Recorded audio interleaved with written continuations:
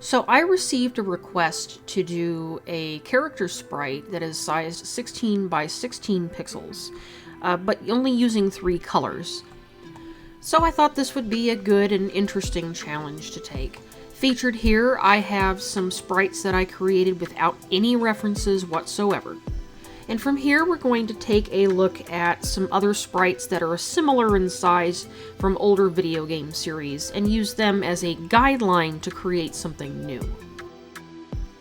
Right, so we're talking about some 16 by 16 sprites and all. I just want to point out that these are the original, very first Final Fantasy sprites. They do use more than 3 colors, which is perfectly fine. We're just going to use them as an example for anatomy, maybe what we could do to make our first try at our sprites a little bit better. So like I said, these guys are 16 by 16. They're 16 wide, 16 high, but they do not fit the box perfectly. Each of these squares individually are about 16 pixels each. To prove that, we are going to go to View, Grid Settings. It's already set to 16 by 16. We're going to click OK. That blue border is the edge of our 16 by 16 square. And our fellow here fits in there. He's not exactly 16 wide, but he is exactly 16 tall. Now sometimes we lose pixels when they're moving around as a result, and that's perfectly fine. It just helps animate them a little bit better. Now just heads up, I won't be getting super heavy into animation, as that is not exactly my specialty. I can animate very, mild, minor things like little sparkles, and I might be able to do a 4-frame walk animation at best, but nothing spectacular. Maybe one day that'll change, I don't know, but anyway. I've also pulled up this Pokemon sprite from the Game Boy. He is also 16 by 16, or at least he fits in the box. He is a pixel short on both sides from what you can see looking at him. You can't fit a whole bunch of detail into these guys, but you can fit enough to kind of get an idea of what they look like. Our Pokemon character has a cute little hat and everything on, he's got his baseball cap.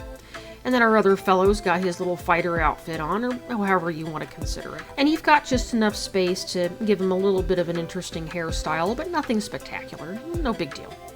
So I did change my colors up here. It's not too big of a deal. I just did this to help myself keep track of what video was what while I was filming everything. But I did want to take time to mention that I did figure out a serious issue with creating these characters.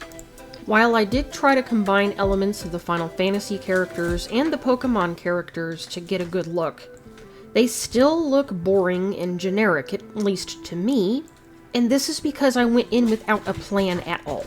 I suggest going on the side, and even if you can't draw characters that well outside of pixel art, just sketch something, get an idea of what you want your character to be before you start making the sprite. So that being said, I decided to make a backpacker.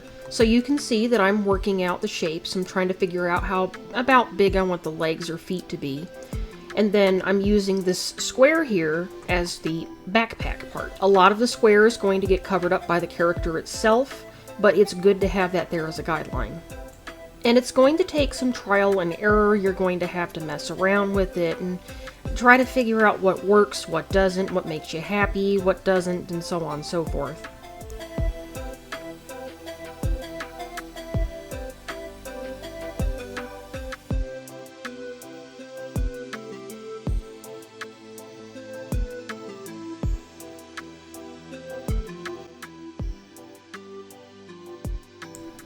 Now don't be afraid to use your outline color as part of the sprite itself.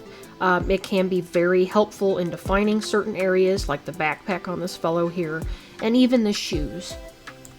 You can also see that I'm going to kind of block in the color on the hair here before adding an actual outline to it, so I can kind of get a shape that I think looks appealing. And don't stress too hard about the arms and legs. You're not going to get a lot of detail in there, and it's perfectly fine.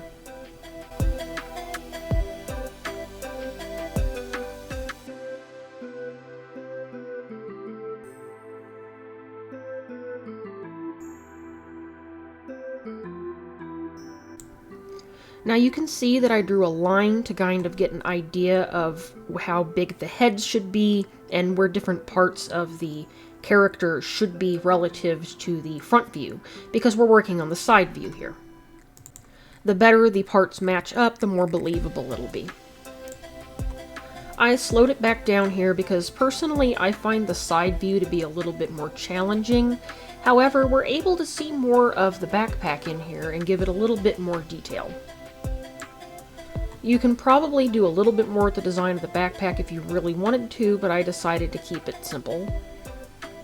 Some people prefer to start with the outline straight up on things, but I prefer to color block to kind of get an idea of what I want the shapes to be like, and then I start, adding a little more detail in there. Sometimes I don't always practice what I preach, but that's what worked for me this time.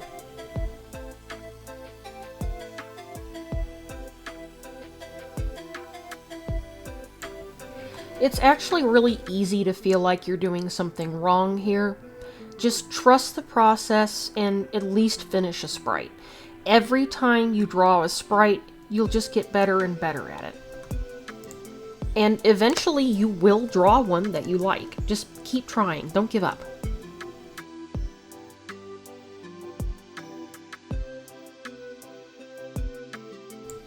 Now for something a little more simple, we're going to go for your average shorts enjoyer.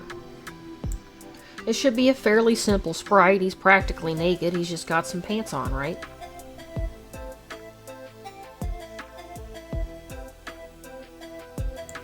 Now for this one, I avoided color blocking and went straight for the line art because it just felt right.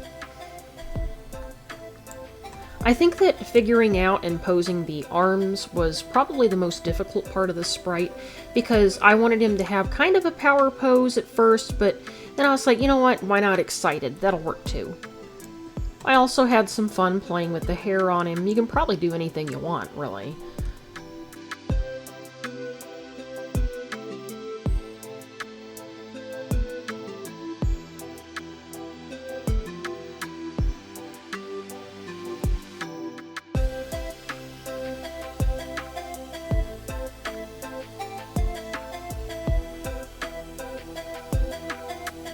And then once again, we will try to match our side view to the front view.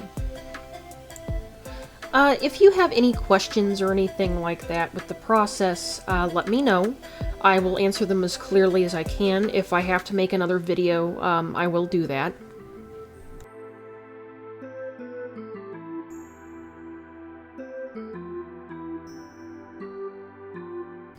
I wish you the best of luck with your game, and happy pixeling.